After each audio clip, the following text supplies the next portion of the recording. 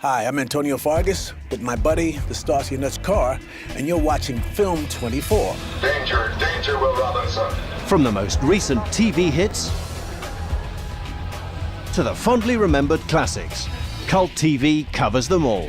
And at the recent Weekender event in rural Oxfordshire, the fans came to celebrate and meet their favourite heroes and villains. This is Film 24 at Cult TV.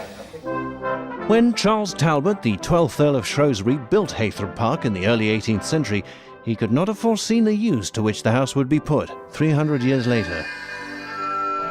So that's beaming. Recently featured as the X Factor boot camp, the venue also served as a stately backdrop to the 14th annual Cult TV Festival in the autumn of 2007. Now, in a corner of this fabulous house that I've just found myself beamed into, I've found Alex, who is, well, how would you describe yourself? Well, my brave big title is Festival Director of the Cult TV Weekender. Welcome to Cult TV 2007!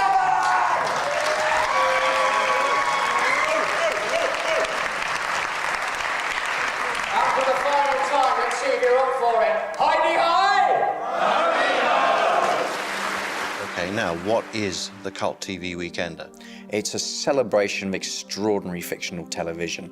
So that can be within the remits of science fiction, drama, action, adventure, children's series and animation.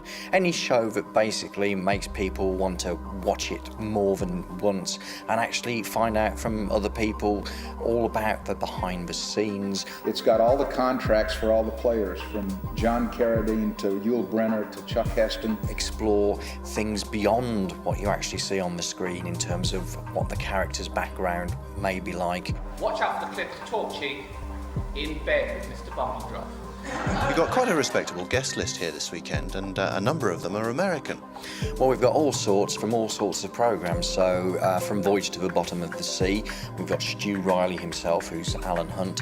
From A Fantastic Journey, we've got Jared Martin, who a lot of people will know as Lusty Dusty from Dallas. Yeah, I was in Dallas for probably too long. Okay. Too long. I never had my shirt on, and I was with a beautiful woman. But I only saw the episode where JR got shot. I haven't seen any of the others. really, Yeah, that's why I don't remember you in that. you don't watch a lot of television. No, I do you? don't. We've also got Heather Menzies, who basically was one of the Von Trapp children in The Sound of Music. We could do the scene right from The Sound of Music right on these steps, I think. Oh, but we know her best as Jessica Six in the TV version of Logan's Run. Right, you know, Logan's Run ran for a season, and then we unfortunately couldn't compete with Star Wars. We couldn't compete with their technology, so it sort of led to Logan's Run's demise. But, you know, I'm amazed that people still remember it.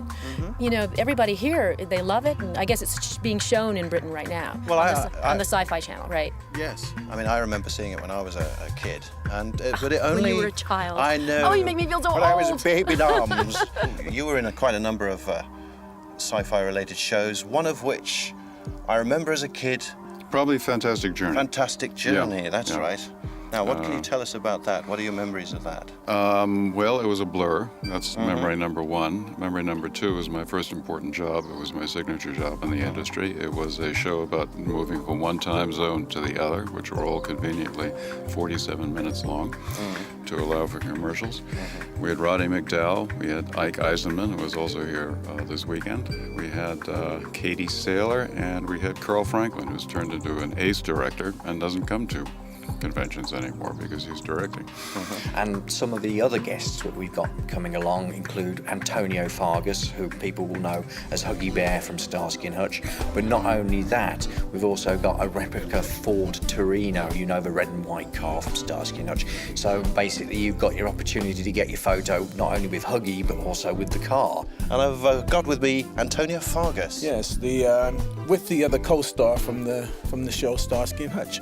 I mean, it was quite a while ago. I mean, I remember watching it in black Too and long white ago. before I got a Black and white. television, Yes. We weren't shot in black and white. No, I Maybe know you that. didn't have a color television, but it was shot in color. Of course. So how long did the series run?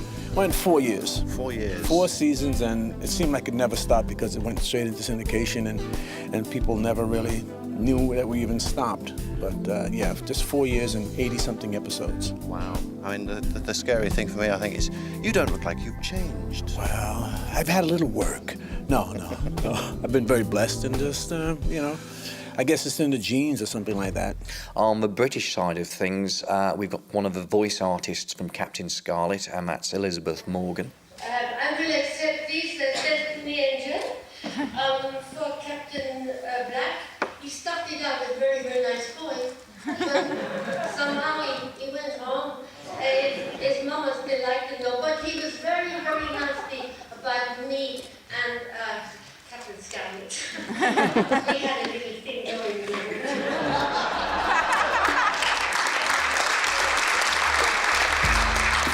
on. They're joined by various behind-the-scenes people.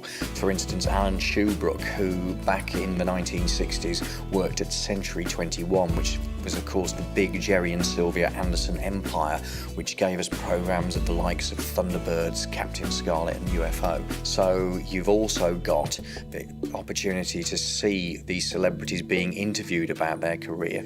So we find out a lot more about the behind-the-scenes and what they got up to before, during and after the programmes that we most know them about. Now, you starred in the television series of Planet of the Apes. Who did you play? I played Colonel Alan Burden. We crashed onto Earth some 30, 40 years into the future, where the apes were in control of civilization, which was the same as the movie, you know. We were befriended by Roddy McDowell, who also did the movies. He played an ape called Galen. So it was Pete Burke and me, Alan Burden, and Galen, who were constantly being harassed and chased by the gorillas who were in control of civilization at the time. Some of the stories were very interesting. Some of them were, I must say, getting to be a little repetitious, and it seemed like one of us would get captured by the apes and the other two would rescue them, which is, I think it could have been a little bit more interesting. That's maybe why we only shot, I think, 14 or 15 episodes. Of course, Roddy McDowell was also in The Fantastic Journey. It was like working with a legend. You had to kind of shake off the intimidation, because this was a guy who you'd seen ever since you were a kid. He was a very gentlemanly man. I don't think you find a person on this planet who would say a bad thing about him, except a couple of people I can't talk about. But he was half blind because of the Klieg lights when he was a kid growing up in MGM Studios, which is something not too many people know. He was a consummate professional. He always knew where you stood with writing. If you didn't hit your marks, if you kept on dropping lines, suddenly nothing would change with him, but the air would start turning cold, you know, and wires would start snapping. He was a real lesson, a nice guy. I liked him a lot. Sorry he's gone.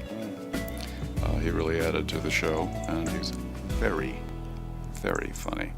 The thing to bear in mind about all these guests is they're basically coming along for expenses only. Right. They appreciate that we're a charity event.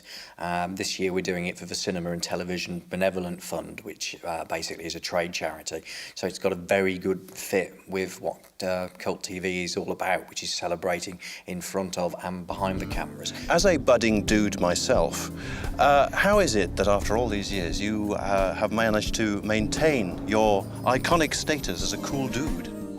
Well, I guess it's because films, and particularly films, never die. And I was able to do some interesting characters, and I think inside every character, I don't care if you're playing someone who's really off the wall, there has to be an inner coolness inside that resonates under, and they call it confidence or whatever it is, or so scared that you have to be confident. And I think it's a combination of being lucky and supporting that in real life. I think I just try to relax and let the world come to me, and be really confident in that I don't know everything, which makes me cool, which makes me know everything. It's really one of those turnabout kind of things. And shades.